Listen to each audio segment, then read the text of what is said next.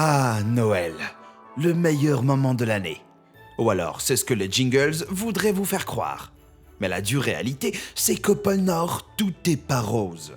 L'atelier du Père Noël est un lieu de crime et de chaos. Et il n'y a que vous qui pouvez l'aider. Le Père Noël a besoin de vous. Alors écoutez bien pour résoudre ces énigmes et sauver Noël. Numéro 10, l'elficide. Vous êtes détective et votre job vous a conduit au pôle Nord. Le Père Noël a contacté le Bureau international des affaires de Noël. Sa grotte est envahie par les problèmes et il a besoin de votre aide. Et le problème le plus urgent, c'est le meurtre d'un elfe. Sur les lieux du crime, vous trouvez le cadavre récemment décédé de l'elfe Uchi. Il a les yeux injectés de sang et des brûlures au 2e degré sur les mains. Mais à part ça, il n'y a pas d'autres indices. Alors, parmi ces 3 suspects, qui est coupable? A. L'elfe patauge qui dirige la piscine communale des elfes. B.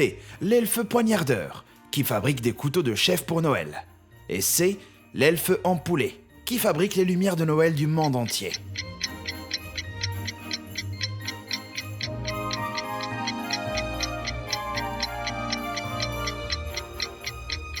Malgré son nom suspect, poignardeur est exclu. Uchi n'a pas été poignardé. Il aurait peut-être eu les yeux rouges en nageant dans la piscine de patauge si elle était chlorée. Mais ça expliquerait pas les mains brûlées. L'asphyxie est la seule mort liée qui peut provoquer l'éclatement des vaisseaux sanguins des yeux. Donc, Uchi a dû mourir étranglé par la lumière de Noël. D'elfes empoulés, qui lui ont brûlé les doigts quand il essayait de les enlever. Empoulé va direct au trou. Numéro 9, la main dans le pot. Passons au 2e mystère de Noël. Un elfe a volé dans la boîte à cookies du Père Noël, qui est cachée dans les écuries des rennes. Le voleur elfique n'est pas très malin. Tout le monde sait que les elfes sont hyper allergiques aux produits laitiers. Et le pot était plein de biscuits aux pépites de chocolat au lait. Pour le trouver, vous alignez les elfes de l'écurie. Qui a volé les cookies? A. Celui qui a une tête bizarre et n'arrête pas de tirer la langue, puis de s'excuser et de rougir. B. Celui dont les doigts ont des petites traces marron dessus. Et C. Celui qui sourit et glousse.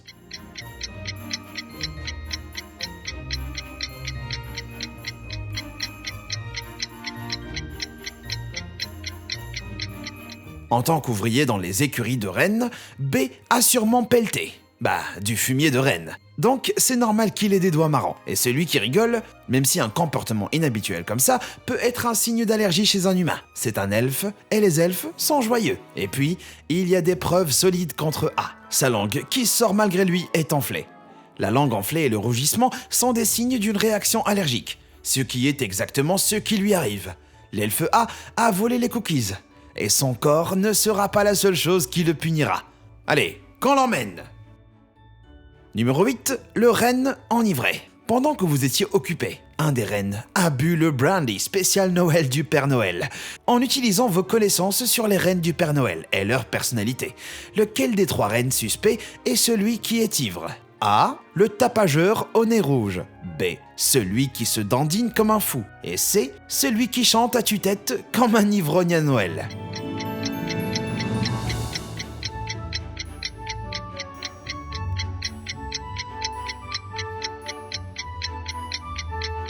B et C sont faciles. Le renne, bien connu pour se cabrer, est le célèbre fringant et a chanté constamment. C'est bien sûr le renne tonnerre. Donc évidemment A est Rudolph, qui est connu pour être le plus calme. Donc s'il est tapageur et fait le fou, il doit être totalement pété. Numéro 7, la revanche de Rudolph. Rudolph sombre dans une rage de soulard comme vous avez découvert son crime. Il vous emmène par ses bois dans une petite cabane isolée, où il vous coince en bloquant la sortie pendant qu'il planifie votre fin. Juste au-dessus de lui, dans les chevrons, vous voyez un autre de ses crimes. Le corps sans vie de l'elfe poignardeur. Rudolph l'a coincé là, figé dans un bloc de glace, avec les couteaux qu'il avait fabriqués. Votre téléphone n'a pas de réseau, et tout ce que vous avez pour obtenir de l'aide, c'est un haut-parleur Smart Home à côté de vous. Il est relié à tous les appareils de la cabane. Alors, quelle commande vous aidera le plus? A. Alexa, appelle la police. On peut toujours compter sur eux, non? B. Alexa, monte le chauffage. Il fait froid dans la cabane, donc autant se mettre à l'aise. C. Alexa, joue All I want for Christmas is you. Autant mourir en chanson après tout.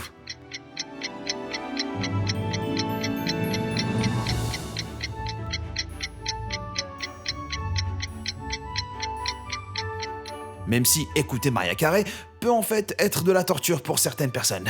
Ça fera pas grand chose, à part rendre Rudolph encore plus furax. Impossible d'appeler la police, il n'y a pas de réseau. Mais augmenter la température fera fondre la glace du plafond, et faire tomber les couteaux et neutralise Rudolph. Par contre, vous aurez tué le renne au nez rouge par accident, mais ça c'est pas cool. Numéro 6, le tribunal de Noël. Le Père Noël finit par vous trouver dans la cabane, avec le corps de Rudolph, et vous avez l'air vraiment coupable. Il pointe son doigt potelé vers vous et déclare que c'est pas très festif tout ça. Vous êtes conduit au tribunal de Noël, où votre esprit de Noël sera testé. Si vous l'avez, vous irez sur la liste des sages. Et sinon, vous atterrissez sur la liste des vilains et passerez votre vie à bosser dans la chaîne de production de Noël. Le Père Noël tape son marteau et ouvre les questions. C'est qui a conçu ma tenue rouge élégante? A. Saint Nicolas, le saint évêque chrétien. B.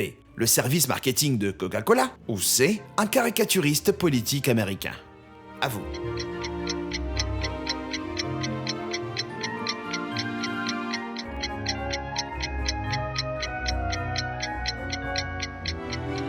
S'il semblerait que Saint Nicolas avait une barbe épaisse, la tenue rouge du Père Noël qu'on connaît bien et adore est une invention bien plus moderne. Et même si plein de gens croient que Coca-Cola a créé le costume rouge, il existait déjà depuis plusieurs années avant d'être adopté dans les années 20. Le donateur de cadeaux joyeux, barbu et en costume rouge est en fait apparu dans les années 1860. Il a été dessiné dans un magazine politique, Harper's Weekly, par le dessinateur Thomas Nast, et est rapidement devenu une vraie icône. Numéro 5, la date d'anniversaire à savoir. Le juge Noël continue. Avec un sourire narquois, il vous demande « Quelle date est la plus proche de l'anniversaire de Jésus ?» A. Le 25 décembre. B. Le 25 mars. Ou C. Le 1er janvier.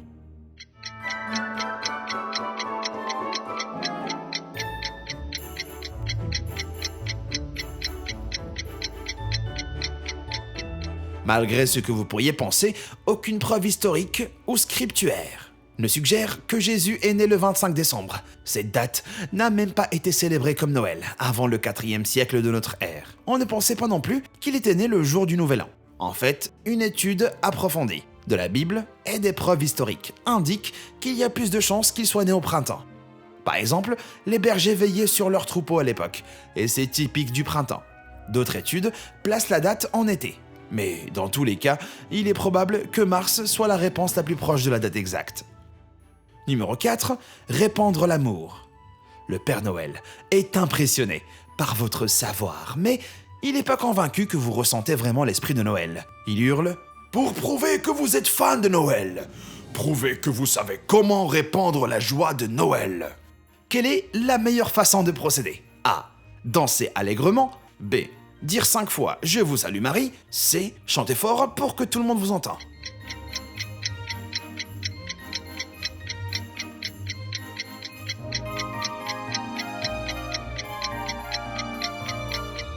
Danser allègrement, c'est fun, mais on danse pas qu'à Noël. Les « Je vous salue Marie » de la mère de Jésus aident à être plus proche du Dieu chrétien, mais ne sont pas connus pour répandre la joie. La bonne réponse est prouvée par le film Elf avec Will Ferrell. La meilleure façon de répandre la joie de Noël est de chanter fort pour que tous entendent.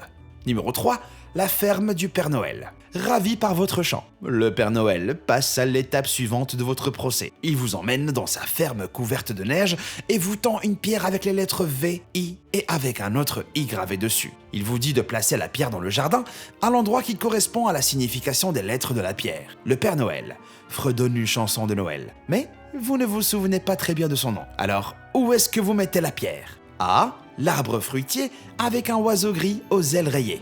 B. Le hangar à vaches, où 8 des employés laitières du Père Noël traient les vaches. C. L'étang avec des signes dedans. À vous.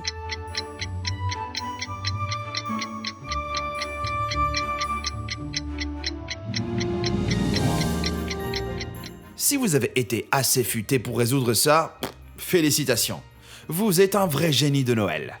Chaque endroit du jardin du Père Noël correspond à un vers du chant de Noël. 12 Days of Christmas. A est la perdrix dans un poirier. B est les 8 filles des fermes Traillant. Et C, c'est 7 cygnes nageants, ce qui correspond au chiffre romain. 7 de la pierre. Numéro 2, la maison en pain d'épices. Avant que le Père Noël ne vous laisse attraper le Pôle Express pour revenir à la civilisation, vous avez une dernière tâche. Il vous envoie dans le manoir hanté en pain d'épices. Il vous met au défi d'affronter une des 3 créatures qui ont élu domicile entre les murs en pain d'épices savoureux mais remplis de toiles d'araignée. L'espace de combat est juste assez grand pour vous et votre adversaire. Donc, ce sera un combat rapproché. Qui combattez-vous? A. Une dinde de Noël réanimée de 2 mètres de haut, qui brandit les couteaux et veut se venger. B. Un monstre bouillant de lait de poule caillé. Ou C. Une créature vicieuse en sucre d'orge de 2,5 mètres de haut, avec des membres aiguisés.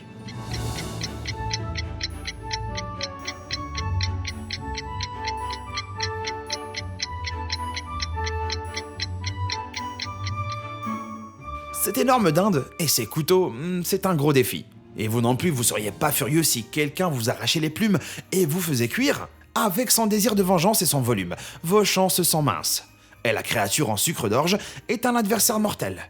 Un sucre solide de cette taille vous écrasera, et vous n'aurez pas le temps de le lécher pour le tuer. Donc il reste l'adversaire B. Heureusement, le lait de poule est un liquide et sera absorbé dans les murs en pain d'épices, les ramollissant. Et un liquide plus chaud les ramollirait plus vite. Donc, même si le monstre ne mourra pas, vous pouvez pousser les murs et vous échapper. Si le monstre n'était pas caillé, ce serait même une évasion assez délicieuse. Numéro 1, le dernier samouraï. Le Père Noël est irrité par votre évasion. En fait, il espérait que vous échouiez. Il essaie de vous attaquer, mais votre entraînement policier est là. Mais vous lui tirez la barbe et la vérité éclate. Son costume se déchire. Et vous voyez que depuis le début, c'était le Père Fouettard, le méchant frère allemand du Père Noël. Il fuit, vaincu, mais pas avant d'avouer que ça faisait 200 ans qu'il faisait secrètement le travail du Père Noël. Le Père Fouettard avait essayé de corrompre Noël, rendant les enfants insatiables et avides de plus de jouets que leurs parents ne pouvaient se permettre. Pendant tout ce temps, le vrai Père Noël original était ligoté depuis des siècles dans une des 3 pièces du sous-sol. Les 2 autres pièces abritent des imposteurs, avec une clé fragile qui se cassera après une seule utilisation. Vous devez libérer le vrai Père Noël et sauver Noël une fois pour toutes. Quelle porte est-ce que vous ouvrez pour libérer le vrai Père Noël? A. Le garçon joyeux aux joues roses à la barbe blanche et en tenue rouge. B. L'homme plus mince à la barbe touffue et en tenue bleue. Et C. L'homme barbu et chauve en vieille robe.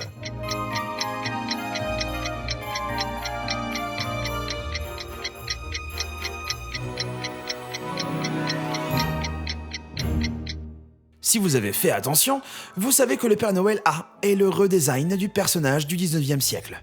Il peut vous chanter des slogans publicitaires, mais il sauvera pas Noël. Le Père Noël B n'est qu'un modèle intermédiaire qui est apparu dans les pubs et les œuvres d'art du 19e siècle avant que celui en costume rouge ne soit choisi. Mais le Père Noël C n'est autre que notre bonhomme lui-même, Papa Noël, le saint chrétien, existait au 3e et 4e siècle et était réputé pour sa générosité et ses cadeaux, avec une pincée de traits d'autres personnages du folklore et même de quelques dieux nordiques. Saint Nicolas a formé la base du Père Noël. Heureusement, en tant que saint, il est immortel. Donc, rester enfermé 200 ans, ça passe tout seul. Une fois qu'il se détendra les gambettes, il sera prêt à retourner à la grotte. Mais allez-y plutôt doucement avec votre liste des cadeaux cette année, hein? Après tout, 200 ans, ça donne quand même le torticolis, hein? Êtes-vous arrivé à la fin et sauvé Noël? Sinon, à quel obstacle enneigé vous êtes-vous arrêté? Avouez tout dans les commentaires. Et merci d'avoir regardé. Et joyeux Noël, mes loustiques. À bientôt.